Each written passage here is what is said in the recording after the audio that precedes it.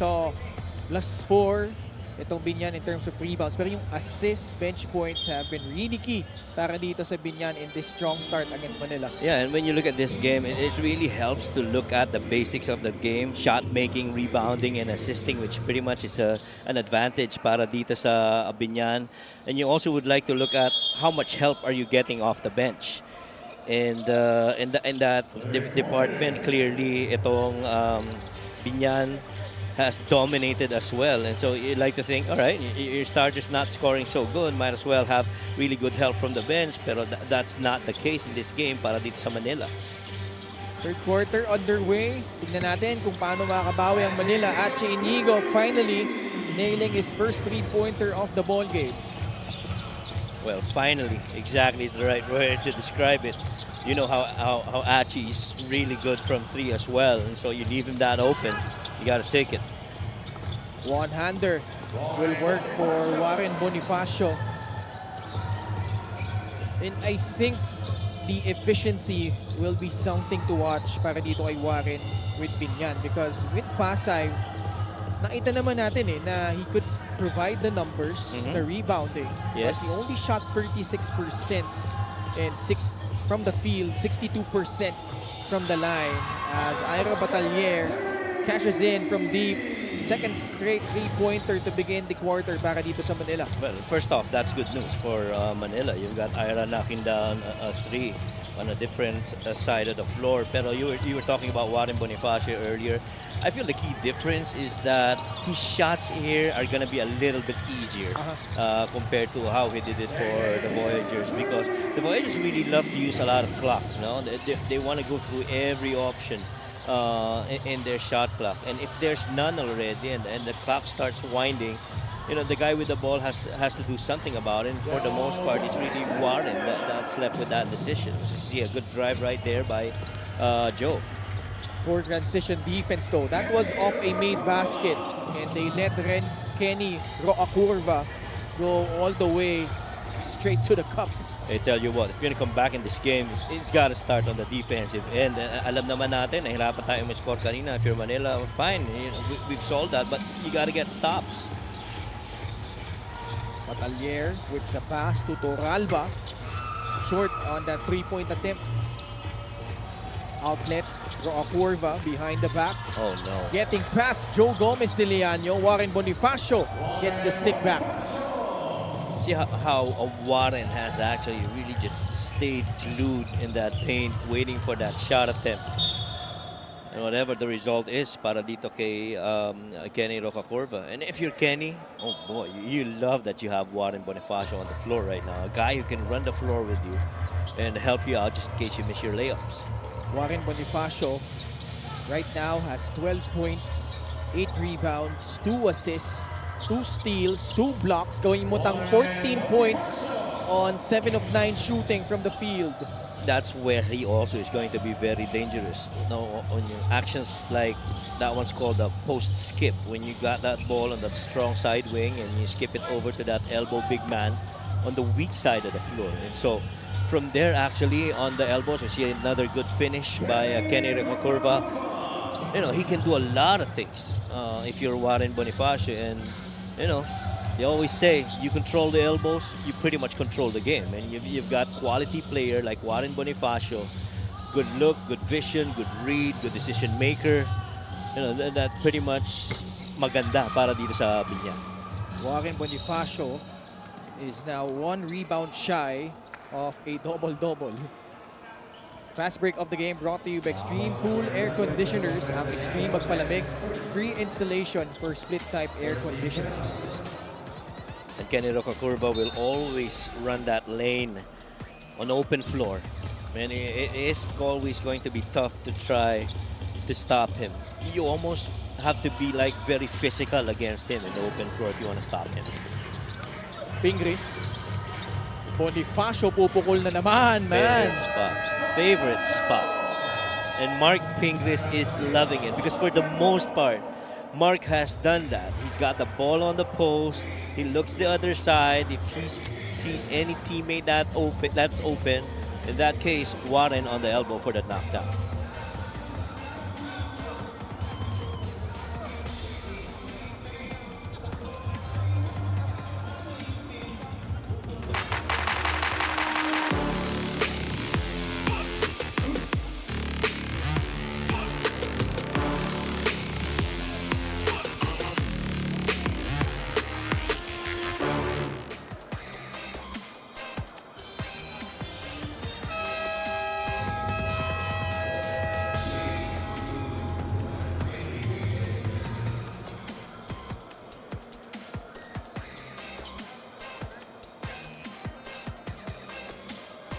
talked about how deficient Warren Bonifacio could be with his new team. Well, today, look at those numbers, Coach Mike. And if the field goal shooting, that's got to be very high, 80% for Warren Bonifacio. Why do we say that? Because he's been moving off the ball and he's not the one initiating the offense. That's the change, I feel, with him swinging over here to Biñan. 8 of his 16 points here in the third quarter. Wala pa tayong 4 na minuto na nakalipas dito. And 4 of 4 shooting from the field. 63-32. Pingris ulit. Sasalo, naghanap ng papasahan. Facing a double team. And a foul whistle on Manila Batang Quiapo. You've got a patient, experienced big man in Mark Pingris, locking that ball on the low block, trying to survey and probing the floor where his least guarded teammate is, and staying in control. Grabe. Sobrang sarap if you're Warren Bonifacio. Warren really just stood there on the elbow side. Naantay lang niya pasahan siya eh. Bonifacio. Oh man. At the right elbow, still perfect here in the third quarter. 10 of his 18 points, 5 of 5 shooting from the field here. Yeah. Dapat yung elbow na yan, pangalanan ng Warren's elbow eh. Diba? Grabe yung efficiency niya pagdating dyan and he loves that spot. Eusebio making his move, flips it up, and now Warren Bonifacio with a double-double. 18 points and 10 rebounds. Staggered. Ito sinasabi natin, yung mga gwardiya nitong Biñan marunong gumamit ng ball screen eh. Oo. Well, very much experience, I guess, in the many games that they played and the systems that they've used over the years through college, the commercial leagues, even up here to the pro. You'd like to think na ang dami na lang nakitang sitwasyon pagdating dyan. LGR is the official outfitter of the MPBL. Missing the first free throw though. Ito si Warren Bonifacio. Yan yung nagiging Waterloo lang at the moment nitong Biñan. Free throws. Yes. 9 of 19. Yeah. That's below 50% and you wouldn't want that if you're Biñan. Pero kanina we were talking about si Warren Bonifacio na masaya nandito siya, napadali yung laro sa kanya. I'm sure si Coach Boy pasasalamat rin niya na my, ang daming binibigay ni Warren Bonifacio na nagpapadali rin ang coaching para sa kanya. 12 rebounds now for Warren Bonifacio. Continues to pad up his stats. Bonifacio, swing pass to Roa Curva. Oh man. And a foul whistled again on Manila. Grabe hirap sa loob. As Kenny Rocacurva was actually driving after that shot fake against that defense by Decoy Lopez, Warren Bonifacio was actually doing a Gortat screen or a seal screen to open up that lane for that Kenny drive. Warren Bonifacio and Red Eusebio. Wow, Warren is heated up. Yeah, he's heated up. The second time already that Eusebio rather gets involved in a little skirmish here. That's twice already in this game. Did he get a technical earlier? Oh. So if he's gonna get another one, he might get tossed. Let's see what happened here. He got that rebound. Ball got tapped. It was 50-50 ball. Everybody was trying to go for it. Warren was on his knees trying to get that rock. He held on, tried to get it. There was nothing so much in there, but he was really just wanted the ball. May pumipigil kasi sa kanya. May pumipigil lang sa kanya. I don't think there was anything that Eusebio did, at least on that video that we saw. He was pretty much just, locking that ball for himself. Although nung patayo na si Warren, tumama din yung tuhod ni Red Eusebio. Oh, okay. So it's gonna be interesting to see how they interpret it. That, right. If Was it deemed intentional, excessive contact? Mayroon na tayong mga That's criteria right. for an That's right. unsportsmanlike foul. If it's hard and excessive, then definitely that's going to be an unspo and he's going to get tossed. But prior to that, when the knee that you mentioned, there really was not much, right? It was really just Warren trying to get that ball. And naging mentality na rin siguro niya, no? Akin yung bola na yan. Kumbaga, silang dalawa, talagang nag-aagawan lang talaga. Yes. Pero ito, yung isang referee natin lumapit na sa ating game announcer na si Miguel Perey. Another angle on this one. There goes. Grappling for the ball. Kept holding on to it. Yung other leg on top of Warren. Is that what you're mentioning? I think that was it. Foul on number 4, Warren Bonifacio is second. Double technical foul between number 4, Warren Bonifacio, and number 77, Red Eusebio, both for unsportsmanlike behavior. That's the second technical foul on Red Eusebio. Therefore, he's been assessed with game disqualification. Red Eusebio out of the playing court. Red Eusebio Nice tossed. ejected, finishing with 5 points and 2 rebounds. He had a technical foul earlier when he had that skirmish with Ronnie Alonte. So just to be clear, it was a foul first On on Warren. Warren Bonifacio. Right? And then, on the ensuing play, a double technical foul whistled each. Actually, technical fouls each whistled on Warren Bonifacio and Red Eusebio for unsportsmanlike behavior. And so those are 2 personals now on Warren. Oo. In that situation. Right now, he's got 3. That's his third. 34-point lead for Biñan. Alexis Heman. At some point, you got to take that shot, Alexis. Irvin Ancheta will be rewarding himself with 2 free throws after getting fouled. Yeah, I was going to say about Alexis, Ken. Oo. He could have taken that shot earlier. You know, he left that defense. Defense was trailing him. He was middle of the floor. It was a good spot for him to rise up and take that jump shot. Pang si Coach Boyd Fernandez hindi naniwala dun sa huling tawag na yun. Kaya gagamitin niya yung kanyang unang coach's challenge. Biñan is ahead. 4 minutes and 4 seconds remaining here in the third. We'll pause for a break. We'll be back for the result of this challenge.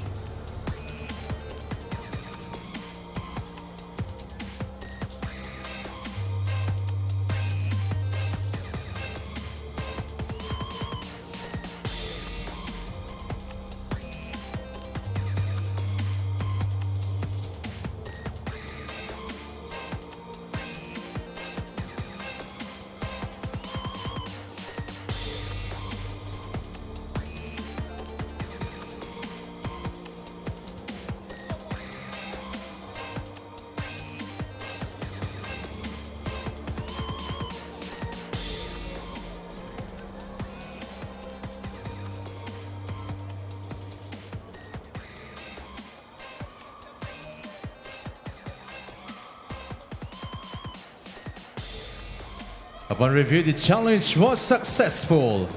The call has been overturned. Successful challenge by Coach Boyd Fernandez. Walang foul.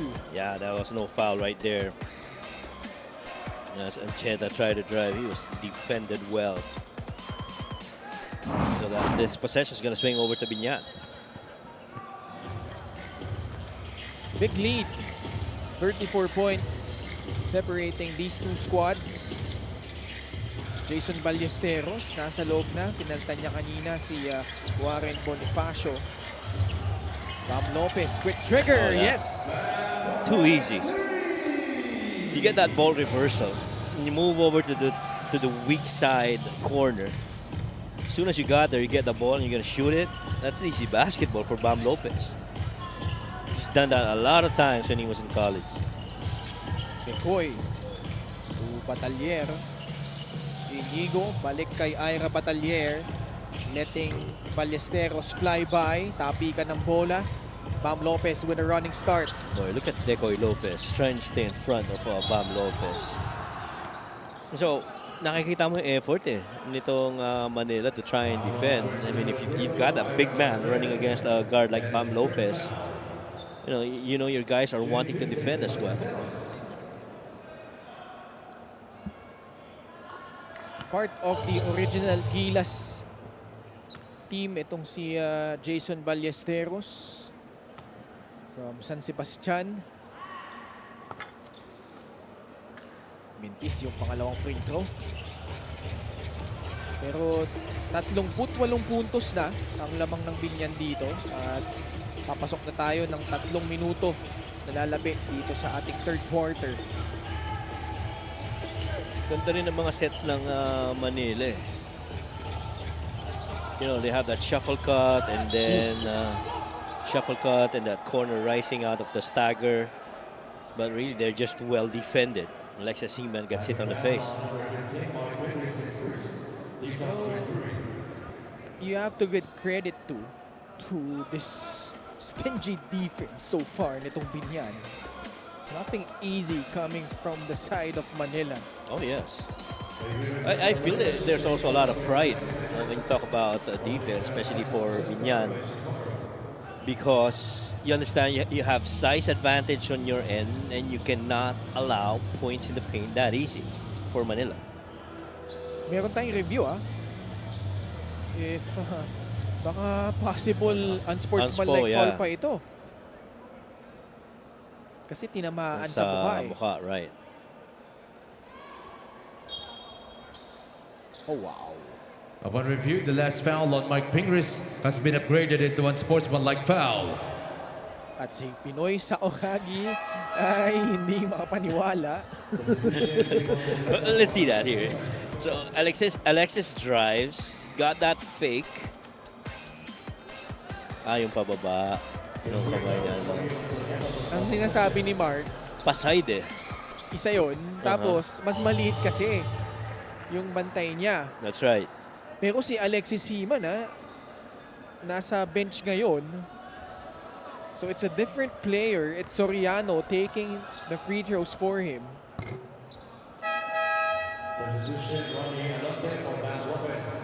Because he got hit bad, Alexis, and he had to move out. He was actually holding onto his face as he went out. This is Irvin Ancheta, baseline drive. Nahanap ng papasahan, naagawan ni Jerry Pido. JJ. Down low to Mark Pingris. Alonte, sasaksak sa baseline. Wow. Third assist from Ronnie Alonte. Ibang klase si Ronnie Alonte. Mga vision, Well, the second time the third actually that he's done that. Just a really good vision as he drove past the defense on that baseline and finding his Kuya Mark. 2 and 9 left in the third quarter. That's tough. Daming blocks, itong Biñan. That's already their 4th block. That's their 6th. 6 pala. Sorry. 6th block. Pinagkait ko si J-Mark ng 2 block. 6 na palang block para dito sa Biñan Tatakjel. That was a bad pass. 72-33. Gotta take that. Nag-alangan pa si Kenny Acurva. This of the game brought to you by 1xBet, the title sponsor of the MPBL. Your choice, your victory. Be more game with 1xBet. Ronnie Alonte had Decoy Lopez, misdirected right there. Akala ni Decoy magkakaroon ng baseline drift sa kabila pero yung dump niya papunta sa gitna with the big man in Mark Pingris. Good read. The assist, wow. Biñan tripling the assist total of Manila, 25-8. Foul whistled on Manila again. Sorry, against Biñan. Cedillo is now at the line, taking 2 free throws. And JJ Pido leads in that department. Para dito sa Biñan, he's got 7 assists. And so far, he's been perfect from the field. 1-on-1 from 3. Isa pa lang naman tinira niyan eh. Pero naipasok niya kanina. Renzo Subido papasok sa loob para kay JJ Pido. 72-35. Alonte. Pass inside, Gimpayan. Rebound nakuha ni Ira Batalier. This game has been so dominated by Biñan that starters versus starters, plus minus, it's almost an average of plus 28 on each of the starters for Biñan.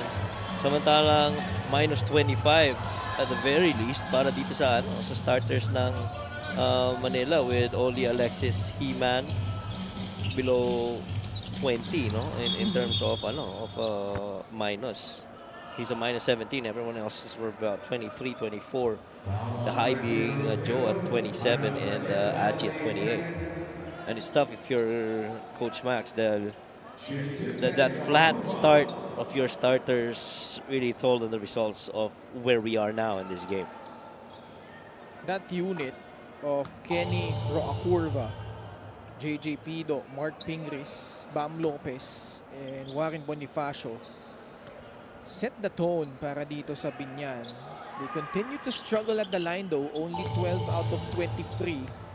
Actually, yan yung isa sa binabanggit pa ulit-ulit ni Coach Boyet eh. They actually shot it better in their last game, in that win against Cebu. But prior to that, they were only, if I can recall correctly, they were just 16 out of 30 in that home loss against Batangas City, if you remember. I think you covered that game. Yes, that's right. Kaya pumasok galing kay Alfred Cedillo. Kaya napakahalaga ng percentages pag dating dyan para dito sa Biñan. They try and run right now. Uy. That'll be a foul. Just before the buzzer sounded, Alonte got fouled. They will review this one as Ronnie Alonte appears to be shaken up. Highlights of the game brought to you by Sip Plus, the official hydration partner of the MPBL. Elevate your hydration. Well, Manila really started with Achi knocking down that three, but again, it's the fluidity of the game for Biñan. Ball movement, open lanes, good looks, nice assists, good finish. Just pretty much a very fluid game in the third quarter so far, and that's been how it's like para dito sa Biñan at the end of the third. Actually, hindi pa nga tayo tapos eh. Oh yeah, we still have Ronnie taking the free throws. 0.6 tenths of a second, sorry, remaining here in the third quarter. No, this is up for debate, but you could make a case for Ronnie Alonte probably being the second best celebrity baller just behind Gerald Anderson. Okay, mabigat rin naman si Gerald, but I feel Ronnie can hold his own. And he pretty much has got good handles, good shot making as well. The heave. And the third quarter comes to a close. It's been all Biñan Tatak Gel Beast Motorcycle GameX in the first 20 minutes of game action. They lead over Manila 76-39.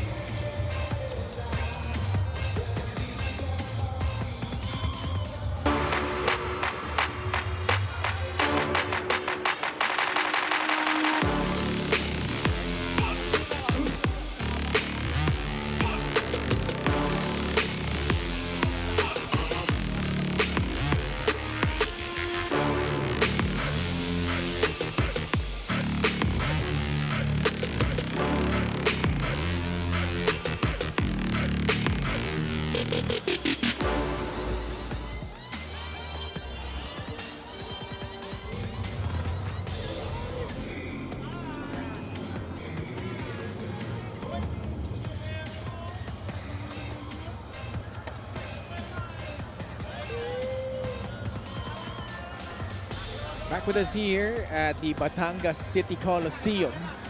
Gixer fan of the game, born for greatness. Nahiya pa siya, ikaw naman eh. Konting airtime lang eh. Pag ganyan no? Pag natatapatan ka ng camera, nakikita mo sa mga, uy, ayun na. Oo. Ano kahapon? Well, bago ko pag-usapan yan, ito si Kenny Roacurva. Nagtala ng 16 points, 5 rebounds, 5 assists, 4 steals. Doon sa laban niya against his hometown team nitong Cebu. From Camotes Island, Kenny Roacurva coming up big in the second half. 10 of those 16 coming there. And for more on that, let's go to Lyra. A man of few words, Kenny Roacurva is all about one thing today, and it's winning. With Biñan eyeing a stronger playoff position, Kenny knows how crucial every game is from here on out. Excited daw siya sa matchup nila against a young and fast Manila squad dahil siguradong mapapalaban ng mga veterans ng Biñan. Challenge to for us, kaya dapat ready kami sa bilis nila. He shared his edge, confidence built from hard work. Kenny said he locks in mentally even during training. Focus in game starts in practice pa lang. Back to you guys. Maraming salamat, Lyra. And such a beautiful mindset for a young player like Kenny Roacurva. You see the quarter score, 20 points pataas in each quarter. Itong Biñan, samantala, hindi man lang nag-break through 20 points. Oo. Itong Manila. Actually, close to 30 na nga yung last na, oh, that's gonna be a travel. That's gonna be a travel. But previous to that one, how about Ronnie Alonte, showing us his 3-point shots, going glass. Ito yun, yung skip pass na yan. And Ronnie, catch and shoot, boy. You see that loop on that shot. Going glass and knocking it down through the net. Nasa tingin mo, Coach? Sa Jabaw, hindi? Tingin ko sadya. Dahil sa loop nun tira. Even Steph Curry has that. I think the intent is to have enough air under the height of the shot, and everything else plays out. Kahit na pumunta yan tumama yan ng glass, there's a good chance that shot's gonna fall. Ano magaling sa ganyang pabanda na tres? Sino? Si Tonino Gonzaga. Ah, yes. Ang galing niya sa ganyan. Taas rin kasi ng arc eh. Diba? Lalo sa right side, kaliwete kasi yun eh. 79-39, 40-point advantage for Biñan. By the way, we haven't talked about this. A win here by the Biñan Tatak Gel will tie them up with the Jensen Warriors and Rizal, who won yesterday against Zamboanga at 11-7. Batangas has that record going into that match against Pampanga. Mamaya. Well, depending on the result, if Batangas loses, they will fall down to all the way to number 6. Yeah, because pretty much yung Team 8 all the way to Team number 3, which is Jensen Warriors, Rizal, Batangas, Mindoro, Muntinlupa, Biñan, those pretty much are bundled up close together. And so, a win here, a loss there would really move that needle depending on how the results would be. 35 points combined si Joe Gomez de Leaño at si Achi Inigo.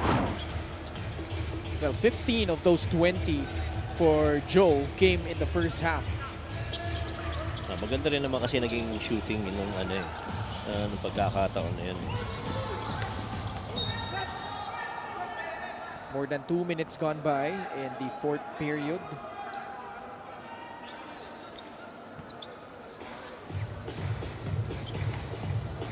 Renzo Sobido, J.Mar Gimpayan, Ryan Suwal, Big Boy Hernandez, and Ronnie Alonte. Yun naman bigat dyan. Yan naman bigat dyan. Yung high-low na ganun. When you have your bigs on the elbow, maybe on a 1-4 high setup, there's always that threat of a high-low. Especially kung magaling mag-seal yung isang big man mo, katulad ni J.Mar Gimpayan. Si Waray Gimpayan quietly has a double-double as well. 13 points, 12 rebounds. He is 5 of 8 from the free throw line. Special deal from 1xBet. Scan the QR code and claim your special offer. Maya-maya lamang po, maglalaban naman ang Marikina at Sarangani, and in our main game, the two-time defending champions, the Pampanga Giant Lanterns, seeking a road win against the inaugural champs, the Batangas City Tanduay Rom Masters. I am pretty keen to see the new guys for Pampanga. And with the window, this is a different, stronger Pampanga, if you ask me. They competed real good prior to the window. They showed a lot of compete in them. But with these new guys coming in, it just shores up the talent level para dito sa Pampanga. Of course, we do understand there is always going to be that attempt for a three-peat because that's never been done. What a move by Joe, but still misses it. Cedillo nakalusot. May pektos pa on that layup. Not so sure though if CJ, who else? Alvin. Rafi Verano and Alvin Pasaol is going to be available. Three right there again for Ronnie Alonte. Ronnie Alonte has been real good from three right now. 12 points, 3 3-pointers. Actually, he's perfect from beyond the arc. 3 out of 3. Cedillo with a drop step and a basket. 16 points and 5 rebounds for Alfred Cedillo. Ronnie's got 12. Perfect from three. 4 minutes gone by in the fourth quarter. Big boy. Suwal. Gimpayan. Wala. Joe Gomez de Leaño has 10 rebounds, but he has really struggled shooting from the field. 2 out of 16 after that miss. But very unlike Joe. In their last game, Joe was 7 of 13. He was pretty good. He was 4 out of 6 from 3. He was perfect from the line. And this is way below how he performed in his first game for Manila. Cedillo matching his output in his opening game against Pasig. Alonte, his first miss from downtown. Outlet, Achi Inigo lays it up and in. 10 points na si Achi Inigo. 86-52. Lagpas kalahati na tayo dito sa ating fourth quarter. And I feel yung tagal nung inupo ni Achi at ni Alexis, told on that huge run din of Biñan. There really was not so much momentum on the side. Oh, wow. Great getaway move from Ronnie Alonte. Ronnie Alonte's got 14. Achi short. Uy. Nahuling humila. Galing sa likod si Ryan Suwal. The game brought to you by 1xBet, the title sponsor of the MPBL. Your choice, your victory. Feed more game with 1xBet. Nakawala doon si Ronnie Alonte. Oo, mahirap doon. Nag-create pa siya sa loob ng finish ng espasyo para maka-score siya. Ronnie now gets a bench. He's got 14. 14 points, 3 assists for Ronnie Alonte. 3 of 4 shooting from 3. From the free throw, rather. Si Pat Año Nuevo getting his first minutes here. Mac Cardona for 3, no good. Joe GDL continues to corral those rebounds. 13 boards for Joe Gomez de Leaño. Cardona to Ano Nuevo. Oh, great pass. Libre si Subido para sa 3. Pretty much has that touch from the outside. No question about it. 10 points. All of them coming in the second period in that win over Cebu for Renzo Subido. Agad naman sinagot ni Achi Inigo. Yeah, the arrows are out for Achi. The Hawkeye. Yeah, pero with this impending loss for Manila, they are gonna sink deeper into in the North Division. They will be 2-16. And they have how many games remaining? They have 14 games remaining. Roughly 13 now, not considering this game. It's going to be tough. Fast break of the game is brought to you by Extreme X Play on-the-go speaker. Take your music anywhere. Good finish by Achi Inigo on that wide open lane, that side of the floor. Cardona galing sa tres. Wala. Inigo with the rebound. Stephen Torralba, baseline drive, turns it over. Could have taken that shot already. Cardona with another floater, this time off the glass. 2 of 2 na yung floater na yun. Hindi pa nagmimintis, no? 3 of 3? Oo, 3 of 3 na.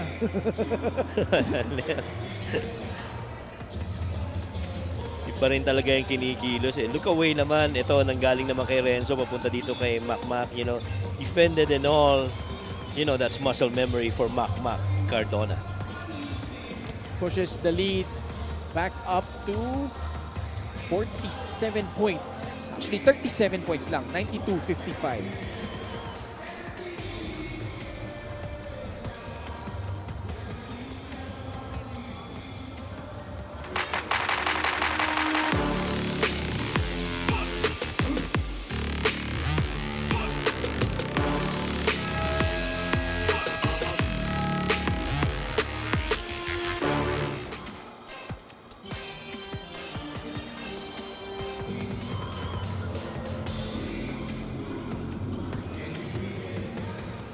Nagbabalik po ang Maharlika Pilipinas Basketball League. MJ De La Virgen. Later on, we'll see action against Pampanga. Fan of the game brought to you by LGR, the official outfitter of the MPBL. Playing at home mamaya to see MJ together with the other Batangas Rum Masters. Subino able to get a basket in transition. Itong Biñan is a team you definitely don't want to meet come the playoffs. They have enough, you know, talent and firepower and systems in place. With Coach Boyet leading them, and the addition of Warren Bonifacio, clearly a huge, you know, boost para dito sa big men ng ng Biñan. Uy. Now that I have to see. Who is going to be leaping high enough to get that ball? Fast break of the game is brought to you by Extreme Cool Air Conditioners. Ang Extreme Magpalamig. Free installation for split-type air conditioners. A little hang time off that finish for Renzo Subido, trying to pad some more on that lead. After multiple attempts, nakuha din ni Alfred Cedillo. Oo nga. Pero si Alfred, compared to last season, medyo mas fit ngayon. Ang ganda ng niya, ng physique niya. He obviously has, you know, lost a lot of weight and he got toned before coming back here in the MPBL. Naglaro yan sa Bacolod, di ba? Yes. Played for Bacolod. Was teammates with Louis Vigil. Yes. Maestre gets it back. Si Alonte nasa loob na pala ulit for Biñan. Trying to get his teammates trying to get him more threes. Achi Inigo puts it in from downtown. Pa rin talaga kamay ni Achi. You put Achi in you know, in the top teams right now. Sabihin na natin top 10. He's gonna contribute a lot.